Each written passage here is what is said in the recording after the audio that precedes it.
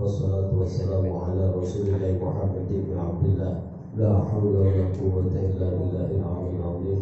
Asyhadu an la ilaha illallah wa asyhadu anna Muhammadan abduhu wa rasuluhu la nabiyya ba'dah. Allahumma shalli wa sallim wa karrim wa majid ala sayyidina Muhammad wa ala alihi sayyidina Muhammad. Amma ba'du. Qala rabbi shrah li sadri wa yassir li amri wahlul 'uqdatam min lisani yafqahu qawli.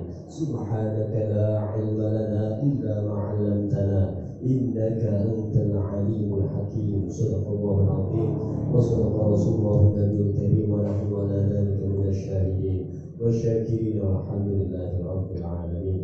Alhamdulillah, kita masih diberikan sehat walafiat oleh Allah Subhanahu wa taala sehingga kita dapat berkumpul bermuajahah di tempat yang mulia ini, tepatnya di Mushola An-Nisa.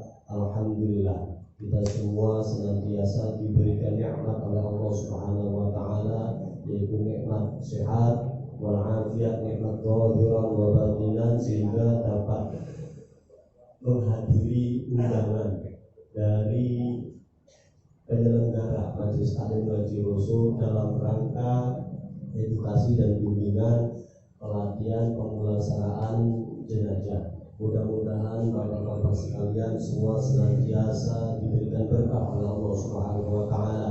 Sepulang nanti dari tempat yang mulia ini, tidaklah kita pulang melainkan senantiasa kita membawa satu berkah dari Allah dan juga diturunkannya rahmat di rumah kita semua. Amin ya Allah ya rabbal alamin.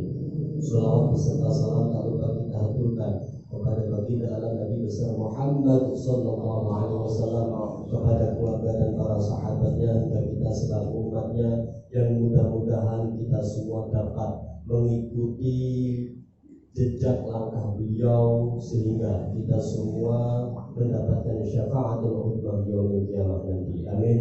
Amin ya Allah ya rabbal alamin.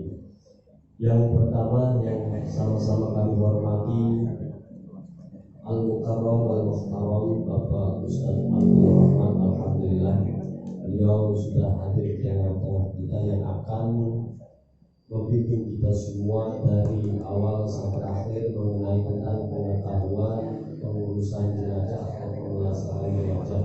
Mudah-mudahan kita semua dapat mengikuti dan juga mengambil ilmu dari beliau sehingga dapat bermanfaat tentunya bagi kita, keluarga kita dan juga lingkungan kita. Amin ya Allah ya rabbal alamin. Karena bagaimanapun juga wa kullu man bighairi ilmin ya'malu a'maluhu mardudatun la tuqbalu. Setiap orang yang beramal tanpa ada dasar ilmu, tanpa ada dasar pengetahuan, tanpa ada dasar sanad maka rantai keilmuan, maka pengetahuannya atau amalnya itu tidak diterima, alias mardud ditolak. Naudzubillah min.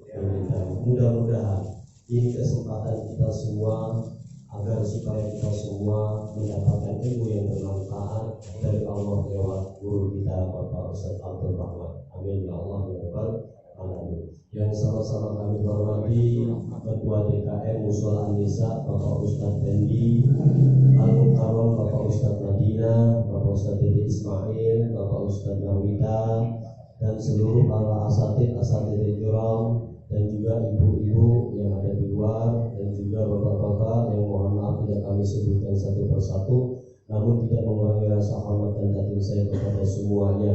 Wabil khusus Ketua Majelis Taklim Ngaji Rasul Bapak F.T. Abdul Rahman, dan juga seluruh aparatur pemerintah se-RW 01. Mudah-mudahan bapak-bapak semua dalam menghadiri undangan kami ini senantiasa diberikan berkah oleh Allah Subhanahu wa taala. Amin ya Allah ya rabbal alamin. Tentu tidak berpanjang kalam karena buku sudah Bapak dan juga Ibu terima. Jadi tinggal nanti melihat ataupun membaca saja, karena itu sudah diuji materinya oleh Ketua MUI Kota Depok Bapak Kiai Haji Dimyati. Alhamdulillah, ini materi saya dulu waktu ngaji di Malang oleh Habib Hadi Habib Hadi dengan kitabnya yang namanya Taqriratus Sadidah. Ini karya Habib Zain bin Ibrahim bin Zain bin Smith. Pada dasarnya hakikatnya kita ini tidak boleh membaca tanpa ada izin daripada yaitu penulis. Alhamdulillah beliau memiliki sanad yang nyampe ke pada Habib Zain bin Ibrahim bin Zain bin Smith. Beliau punya murid yaitu di Beji, tepatnya di Beji, namanya Abuya Habib Abu Bakar bin Hasan Al-Aqas Az-Zabidi selaku penasihat Majelis Taklim Ngaji Rasul. Mudah-mudahan kita semua di dalam mengambil ilmu pengetahuan tidaklah sembarangan, karena bagaimanapun juga ketika kita memiliki guru bahasanya itu takabur, maka muridnya pun akan takabur. Ketika yaitu gurunya itu kencingnya berdiri, maka muridnya akan kencing berlari. Itulah, maka ini sudah menjadi satu kelayakan bagi kita. Kenapa saya mau mengambil ataupun memakai kitab Taqriratus Sadidah? Karena ini adalah kitab yang pernah saya kaji, pernah saya belajar waktu di Malang oleh Habib Hadi. Habib Hadi beliau murid daripada Habib Zain bin Ibrahim bin Zain bin Smith. Maka saya bukanlah pemberi materi ataupun pembuat daripada sebuah materi itu sendiri, namun materi ini sudah ada. Saya hanya menyambung lidah atau menerjemahkan saja. Mudah-mudahan kita semua dapat memahami dari bahasa yang sudah dituangkan di buku tersebut. Dan ini pun tidak akan semua saya paparkan, karena selebihnya nanti porsi yang paling banyak berbicara dan juga prakteknya adalah guru kita Bapak Abdul Rahman. Insya Allah nanti yang dia yang akan menyempurnakan. Di dalam surat Al-Jum'ah ayat 8 di situ telah terkata, A'udzubillahi samil alim minasyaitonir rajim. Bismillahirrahmanirrahim. Qul innal mautal ladzi tafirruna minhu fa innahu mulaqikum. Tsumma turadduna ila 'alimil ghaibi wasyahadati fayunabbi'ukum bima kuntum ta'malun. Katakanlah sesungguhnya kematian yang kamu lari daripadanya, maka sesungguhnya kematian itu akan menemui kamu. Kemudian kamu akan dikembalikan kepada Allah yang mengetahui yang gaib dan yang nyata. Lalu Dia beritakan kepadamu apa yang telah kamu kerjakan.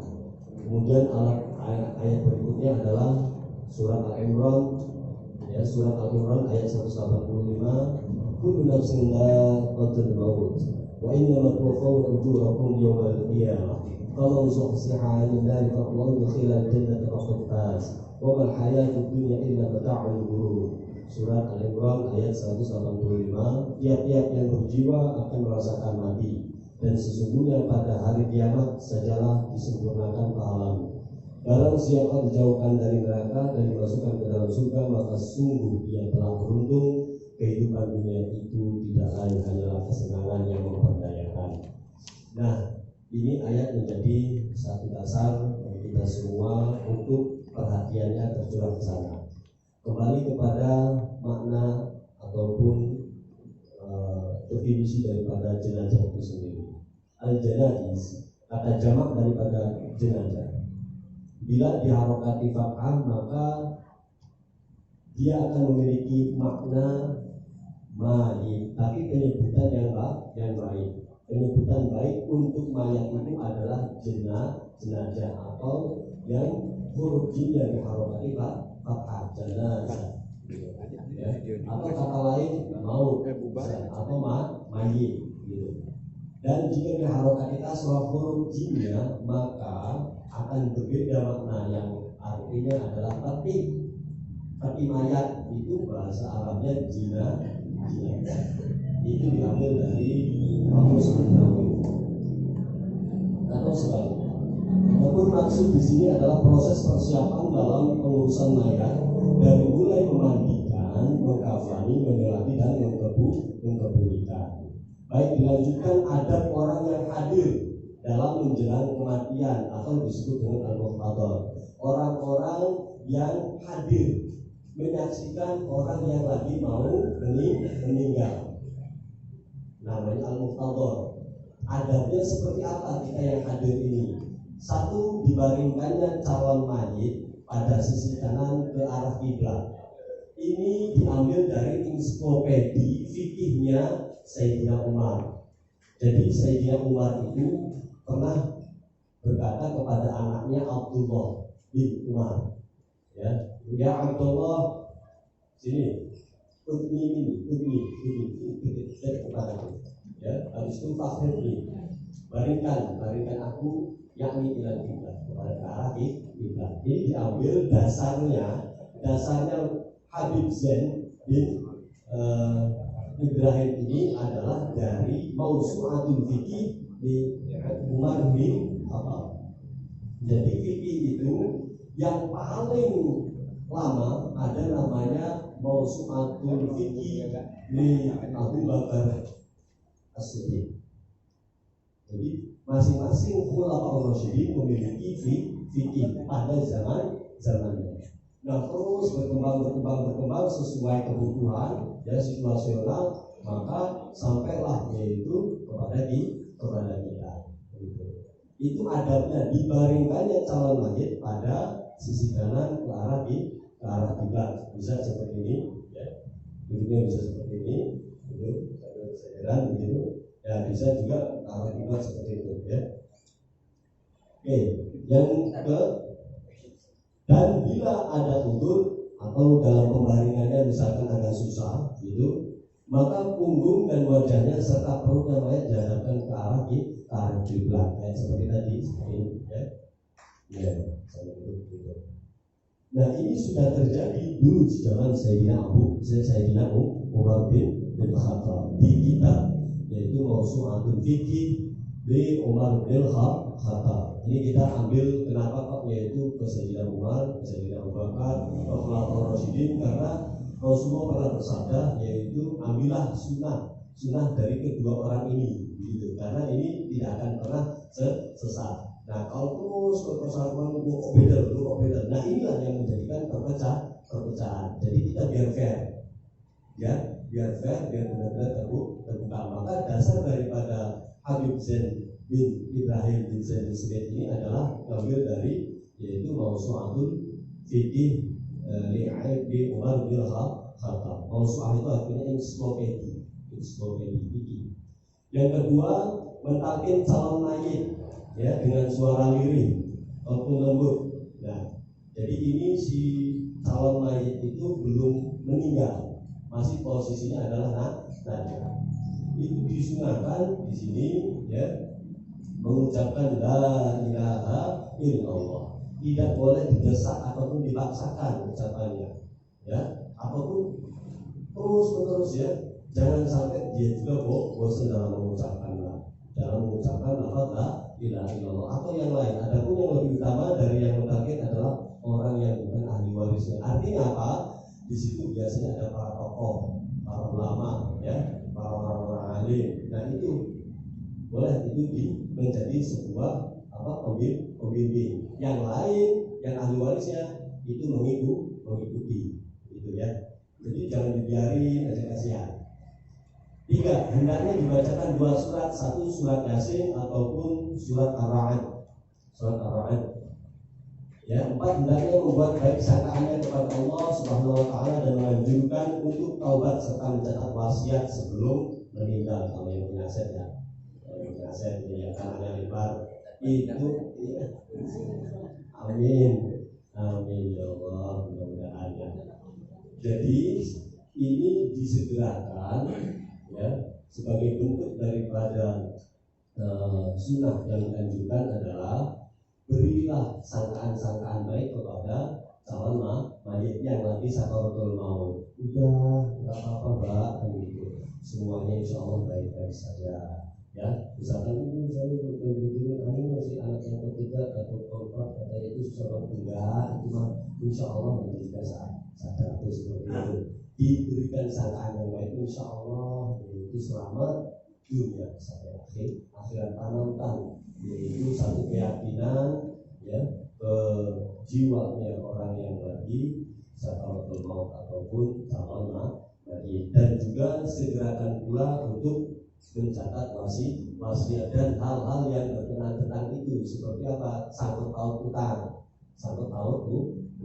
Bila Lanjut, perilaku yang disunahkan sesudah mayat ataupun mayit meninggal, ya, dan pemandiannya. Nah, di sini dipejamkannya, satu dipejamkannya kedua mata mayit ataupun jenazah. Ini juga selaras dengan yaitu di zaman Sayyidina Abu Bakar dan juga Umar dan para sahabat yang lainnya, faidama tambah itu ubidat ainahu ataupun al-madat ainahu. Qala Umar la ubidu ainahu. Jadi perintah Sayyidina Umar di situ, ya, ketika si mayit ataupun orang yang meninggal itu, maka yang pertama adanya adalah memejamkan matanya, dipejamkan matanya. Nah, posisinya seperti apa? Posisinya adalah saat itu Sayyidina Umar menyuruh anaknya memegang tangan kiri, tangan kanan memegang ubun-ubunnya seperti ini, ya. Lalu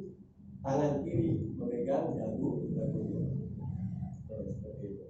Ini diinspeksi fikihnya Umar bin Khattab. Jadi tangan kanan, wahai Abdullah, ya, berikan tangan kananmu, pegang ubun-ubunku, dan berilah tangan kirimu, pegang daguku.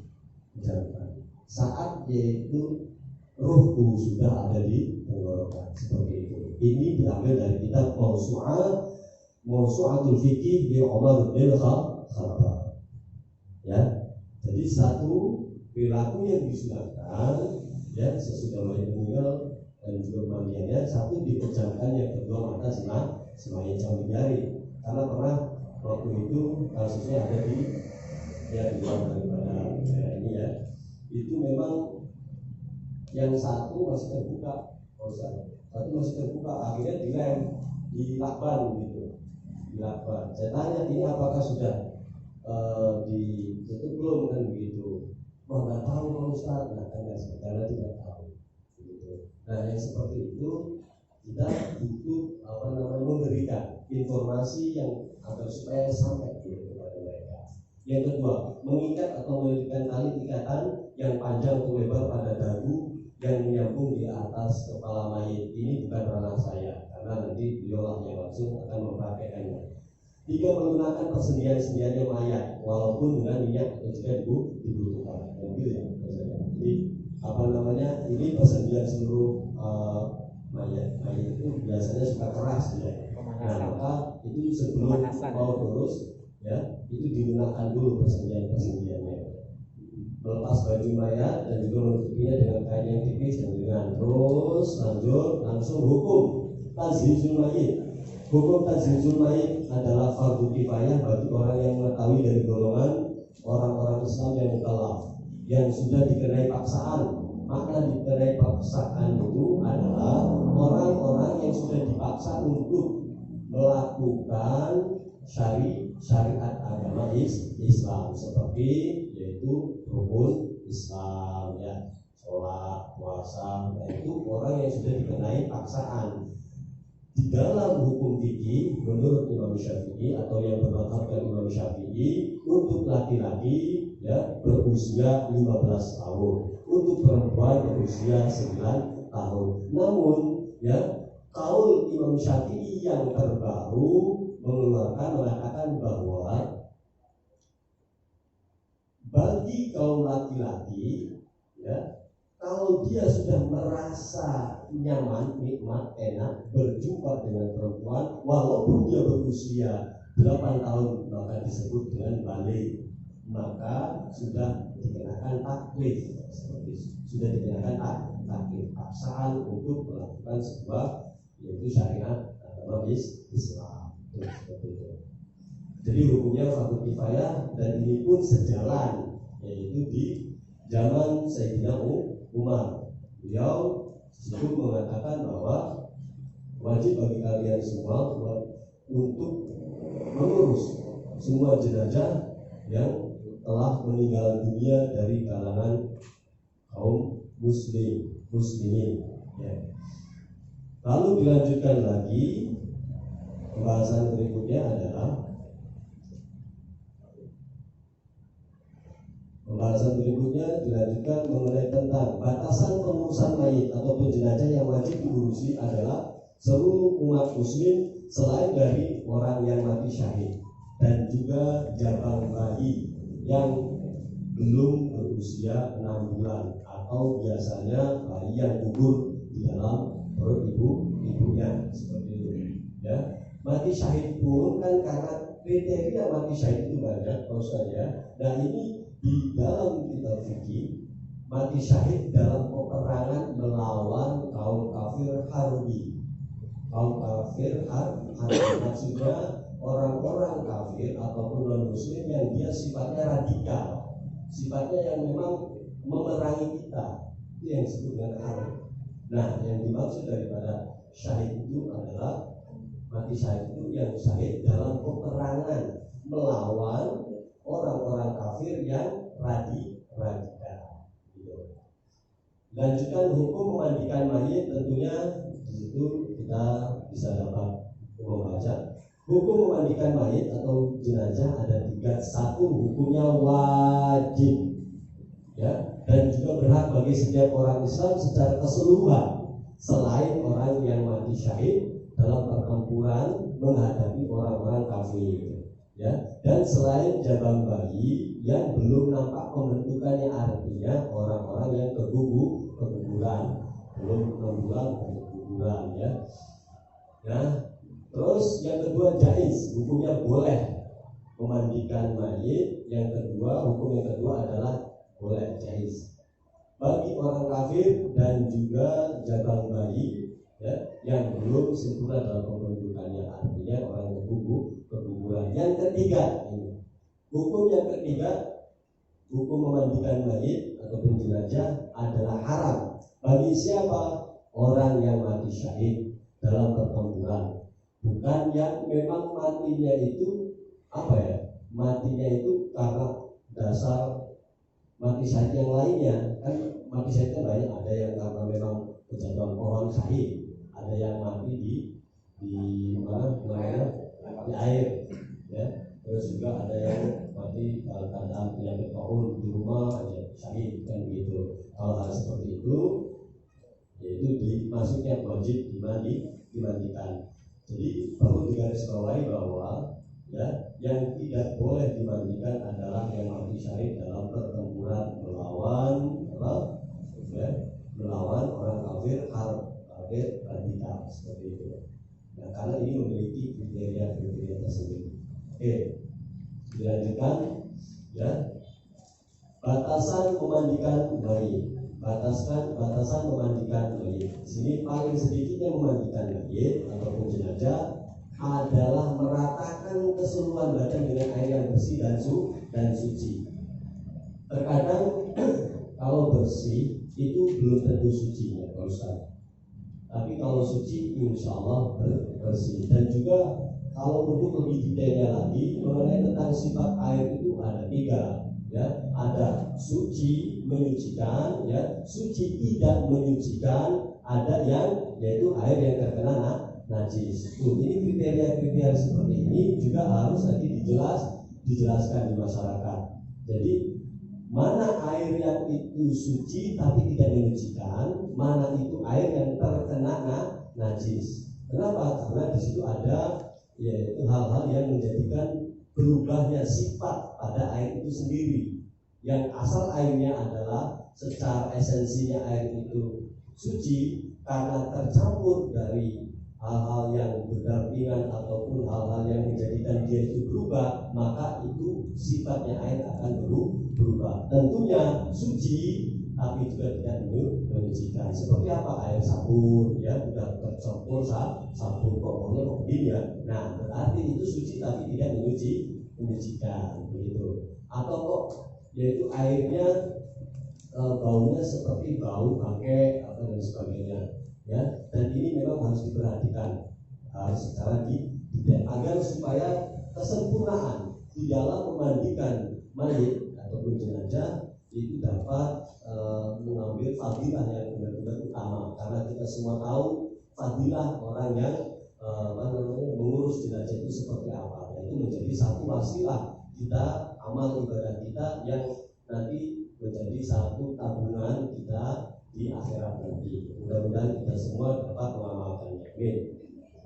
Ya, terus selanjutnya batasan memandikan mayit situ yang B, paling sempurna memandikan mayit ataupun jenazah ini memiliki langkah-langkah yang harus ditempuh, dan ini bukan karena saya, insya Allah nanti langsung dipraktekkan saja sama guru kita Bapak Ustaz Abdul Rahmat. Mudah-mudahan beliau nanti akan mencontohkan langsung, dan insya Allah nanti peraganya juga bukan peraga boneka, jadi langsung orang, karena kalau orang bisa ditangkap katanya begitu ya, bisa ditangkap begitu ya, nyaring urusan ya. timbangan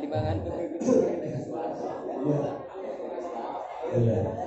Baik, mungkin itu saja. Nanti selanjutnya bisa ada namanya itu session tanya jawab ya, langsung ke narasumbernya. Ini saya hanya sebagai selayan pandang dan juga memandu daripada buku yang telah Bapak Ibu dapatkan. Mudah-mudahan semua dapat dimengerti dan dapat dibaca, dibawa ke rumah, dibawa pulang, baca-baca terus, karena ini memang diperuntukkan buat umum dan insya Allah yaitu sanadnya jelas ya. Amin ya Allah ya Rabbal alamin. Mungkin itu saja yang dapat saya sampaikan, kurang lebihnya mohon maaf apabila ada salah kata, salah perbuatan atau kata-kata yang kurang tersusun rapi, kurang sistematis, mohon dibukakan pintu maaf yang seluas-luasnya. Dari saya cukup sekian. Billahi taufiq wal hidayah. Assalamualaikum warahmatullahi wabarakatuh.